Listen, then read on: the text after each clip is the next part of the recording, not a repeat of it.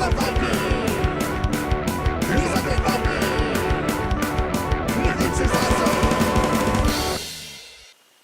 everyone, this is me, the Undead Viking, and this is Loot and Recruit. Loot and Recruit is a deck building game in which each person is a goblin chieftain, and they wish to become the king of goblins. And instead of like goblins going to war, instead they are having these contests where they basically are trying to stack goblins on top of each other, and whoever can get the most impressive stacks of goblins will win the game. I have to think that the genesis of this idea for the game has to be, and I'm sure you've seen these videos of, and I don't know where this is at, but those human pyramids. I think they're either in Mexico or Spain or something. And basically those people, they form those giant human pyramids, and they have these giant stacks of people until finally they like send some like small, like, you know, 9-year-old boy or girl to like climb this like 5-story tall tower of people to stand up on the very top, and whoever gets the highest or whatever wins, which is really cool. It's really scary looking, but yeah, I mean, it's kind of cool. So I guess I'm thinking that that's where the impetus of this game originated, but maybe I'm wrong. Who knows? So the game is a deck builder, as I said, and it is relatively straightforward as far as how to play. If you play deck builders, it probably isn't going to be anything new for you, but it's got some cool little things going on, and you get to attack each other, and you get to knock each other's little pyramids down, and that's always fun. So let me show you how the game is played, and then we'll come back here and I'll tell you what I think. Alright, so this is Loot and Recruit, and I've gone ahead and set up the game. Each player is going to get the same starting hand of cards. If you've played deck builders, you should be pretty familiar with this. You're going to get 10 of these, and then you're going to be drawing 5, and then playing those 5, and so on and so forth. That isn't anything new if you're familiar with deck building games, and the mechanism is a tried and true one. There are 3 different, like, I guess, rows, if you will. Up here we have the event deck. That is the kind of the timer of the game. For each round, you'll be turning one of those cards over, and you'll be going through each card, and each one will have like an event that will change up how the game is played that particular turn. There's an opening ceremony card, a closing ceremony card, and then you use 4 morning cards, 4 day cards, and 4 night cards. And you get extras, as you can see here. So that's kind of nice, you know, so people just can't expect certain events to happen, you know, because they don't know if it's actually in that deck. I always like when they include extras for that case, because, you know, I like a little randomness, if you will. This top row here, these are the 4 types of cards that are always going to be available. You know, and as I explain what the different cards are, this will make sense. But basically, there are some goblins. You can hire the Troublesome Trio. There is an attack card, a catapult that you'll use to attack people's stacks of goblins. A money card. Money is obviously used to purchase items here in the loot. And then a food card, which is used to convince the goblins to come and hang out with you and get into these weird goblin piles for you. So you'll notice that this is the loot, and each one of these cards has like a number on the bottom like so, and that is the amount of loot that you have to spend to get that particular card into your hand. You know, and you'll notice that, you know, there's green cards for loot cards, there are purple cards for food cards. And there are no purple cards because the purple cards are down here. That's where the goblins are. There are these orange cards, obviously, and those are action cards that you put in your hand that have certain powers. For example, if you have the Alchemist, he gives you +1 loot and +1 recruit when you play him.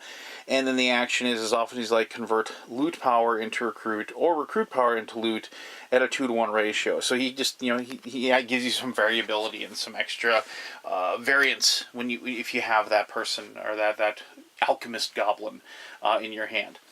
Finally, we have these goblin cards down here, and as I said, they're going to have like an amount of food that is going to take to get them to be part of your band, if you will. So if you look at these bumbling brothers, and you can see here, this is their defense. They have a 5 defense, so if somebody tries to knock them out, of your pile. They would need to attack with attack power of 5 to do so. If during the scoring rounds, and there are 3 different scoring rounds in the game, I'll explain that in just a second. They're worth 2 points if they are part of your pile, and it takes 2 food to recruit them. As compared to, let's just take these pint-sized pack people. They have a defense of 10, which is pretty awesome. They're worth 6 points, and it takes 7 food to recruit them. So there you go. So the way the game works, you're going to turn over the first event card. In this case, it is the opening ceremony card. And for the opening ceremony, let the games begin. All players gain +1 loot and +1 recruit this particular turn. So you just put that over there so you know what it is. You're going to take the top 5 cards you have here. Let's see if I get lucky and get something good here. So I got all kind of my basic. Well, I did get my box of shinies. So I got my 3, and I got 4 or 5 of loot, and I have 2 recruit. But I get +1 of each. So I have 6 of these and 3 of these. So what I could do, because I have 3 of these, remember, I could take 1, 2, 3, I'm going to put those in my discard, and I could get one of these troublesome trio cards. I could get a bumbling brother. You know what? Actually, they have a better defense. I'm going to take this bumbling brother. And so, now here's actually when you start stacking up your goblins. Now, I don't really have a lot of room here, but just as the game goes on, you'll put these down. So, you're going to imagine that you have 3 stacks, basically 3 piles of goblins, if you will. And so, and you can only have 3 towers. So he's going to be the base of one of my towers. So and then as soon as you buy something, you immediately replace it. So I got another bumbling brother. So if I, had, another 2 food, because remember I had 3, I have 1 food left over. If somehow I could finagle and get an extra food, maybe I had this alchemist, I'd change it over. I could take that bumbling brother and add it on. So the new cards do become available to you immediately. And you might notice, I should say this, you might notice that there are some cards that don't have any art on them. This is a prototype I was sent, so just bear in mind. That's what I have. All right, so now I have my 5 +1, so I have a total of 6 purchasing. And so I can, since I got a lot, I can get this hoard of food, which is probably pretty good. I'm probably going to take that one. But I also get this mountain of gold, because those are both worth 6. And the sergeant's actually a pretty good card as well. The sergeant gives you a +3 attack power, and after attacking, anything you have left over with your attack, you can use it to attack somebody else. But, right now, we need to build, right? And to build, we need really, really big chunks of food. So I'm going to take this. That's going to be the extent of those. Remember, just like a lot of other deck builders, when you buy something, you immediately put the cards you purchased into the discard pile. They don't go into your hand. So we're going to go ahead and replace that. Another hoard of food. Cool. Now, I should mention that you don't keep any cards in your hand. If, for whatever reason, you don't use a card, you don't hold on to it for the next round. You discard your hand entirely, and then you draw your next hand of cards. And so, now I'm going to have my pile o' chow, and then, 5 food. I'm going to have 2 money for the next round. And so let's say everybody goes around. If you'll purchase stuff, I'm not really going to go through that process. And we're going to go ahead and see what the first morning one is here. So, morning deals expire. You snooze, you lose. So morning, trash all cards in the shop and replace them. That's the flip. And pass the first player card to the left. And so this is the first player card. I should show that to you. So you would hand that off to the left, and then that person become the first player. And so this particular thing says, when you flip this over, that's what that flip means. Trash all the cards in the shop and replace them. So we go through the process of getting rid of all of them and putting new cards down. And so that's how that would go. So in this round, I'd have 5 food, and I'm not going to trash all the cards just for succinctness. With 2 money, I really can't buy anything, but so that kind of stinks. But with 5 food, I definitely could buy something. I could buy the Fab 5 goblins here, and I could go ahead and add those. Maybe I would put them on the bottom, or maybe I'd stack them up. So that's how that works. Now the only thing I haven't shown you is how attacks work.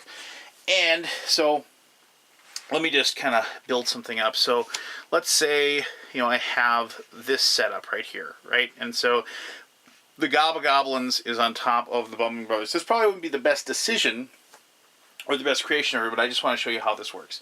So if somebody else attacks me with something, maybe they have this cannon, right?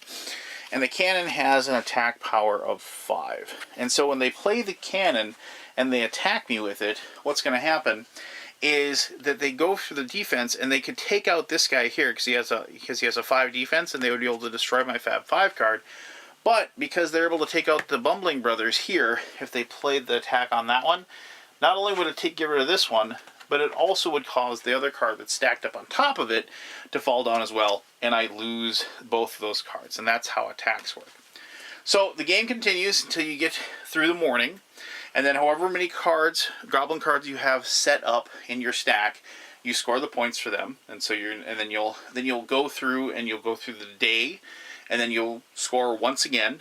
And then you go through the evening, to the closing ceremonies card. Let me just show you the closing ceremonies card. So here's the closing ceremonies card. And so you go through that and you get to the final closing ceremonies. And each player may discard as many cards in their hand as they like. And then each player draws until they have 5 cards in their hand. So you can kind of have that one big last gasp at having a really good turn. And then you total up the points at that point. And so the person that scored the most points over all 3 of those scoring rounds will then win the game of Loot and Recruit. Now, this is, I'll fully admit, this is a deck building game that is, I would say, on the lower end of the difficulty scale. It is not super complex, but I'm burnt out on deck builders. I really am. A deck builder has to have something that it brings to me that makes a game interesting, or at least just fun. And Loot and Recruit actually proved to be a lot of fun for me, and I'll explain why in my final thoughts. Alright, thank you very much for sitting through that and learning how to play Loot and Recruit. If you watched the how to play, and if you've watched my videos before, you know that deck building is right there at the bottom of my mechanisms, if you will. I don't find it fun very much anymore. And I think I just got burned out playing all those Thunderstone games, all those Dominion games, and everything like that, and I just replayed them and replayed them and replayed them. And I guess I got to a point where I'm not really good at the whole how can I optimize my deck and make sure I have 11 cards of these certain powers and make sure I get this one and combine with 2 of these cards or whatever. I don't have the mind for it, and I don't enjoy that, and it's just, that's fine. People can enjoy it, and that's great. But there are certain types of deck builders that I enjoy, and one deck builder that I really liked, and I still play to this day, is Ascension. Now, and that's Ascension, the base game and maybe one expansion. And the reason why I liked it was because it was fast to set up, it was fast to understand, and everybody understood it, and everybody knew exactly what they're doing. And it was really straightforward as far as the premise and what was going on. And there wasn't this big giant, how do I combo these 17 cards together type of thing. So when I have a deck builder that does that, I really like it. And give me a cool theme, spin it on its ear, and show me just a way to play a game, because I don't mind the whole deck building mechanism itself. I kind of like the whole idea of drawing 5 cards and taking a look at them and seeing what I got and what am I going to do with these 5 and how am I going to figure out exactly what I'm going to do, waiting to see. And I really like I also always dislike that whole okay, which 7 cards or which 12 cards are we going to use out of this library of 700 that we have and make these stacks and whatever. I didn't like that. I like having these big giant decks that you just pull cards and slap them down as you go around. And so you have available to you these different cards every single time, especially when you're playing with 4 people. By the time it rolls around to you, that whole process of like, you know, buying a card and replacing, buying a card, replacing, by the time it gets back to you, it's nothing like it was before. And so now you've got your 5 cards in your hand. You're looking at that one card you really, really want. You know, it would just be perfect for your thing. You're just like, please, nobody buy it. You know, nobody get enough food to hire that particular goblin. You know, and you're just hoping, and like, and it finally gets to you, and like, yes, they left it there, right? You know, and so you're excited and you bid it, or like you're cursing because somebody purchased it, you know, or maybe another one will show up because they keep buying cards whenever. So there's all kinds of aspects like that that I really like about it, that allow me to play a deck building game without having to, you know, play a deck building game, if you know what I mean. But anyway, so and then one last thing, I really do like these. I like events. I like crazy little things that are gonna spin things on their ear and make it so, like, yes, you did have a plan this turn, but unfortunately it's not going to work out because, you know, like that card that like that'll wipe the shop, you know, and so all of a sudden those things that you wanted to buy, you've been looking at your 5 cards, you got tons of money, you know you're going to buy it, all of a sudden, pff, yeah, it's gone, sorry. You're like, you know, I like that because it you know, it isn't just all really deterministic, right? And so it keeps the chaos to a good level, a good manageable level, if you will. So there you go. If you like deck building games and you like kind of goofy little themes to them, I think you'll really, really enjoy Loot and Recruit. This is a favorite of myself and my daughter. We've enjoyed it a great deal. And yeah, I mean, it's like, and she's like 9, almost 10, and admittedly she's played a lot of deck building games with me, but and she's like a fantastic Pokemon player, so she gets card games. But this is definitely something that if you're looking for a game you can play with your kids and maybe kind of graduate them to something like Dominion later, this would be definitely something you might want to check out. So there you go. If you have any questions about Loot and Recruit, ask away. I'll be happy to answer those as best as I can. As always, thank you very much for taking the time to watch this video, and until next time, you have yourself one heck of an awesome day. Alright, bye-bye.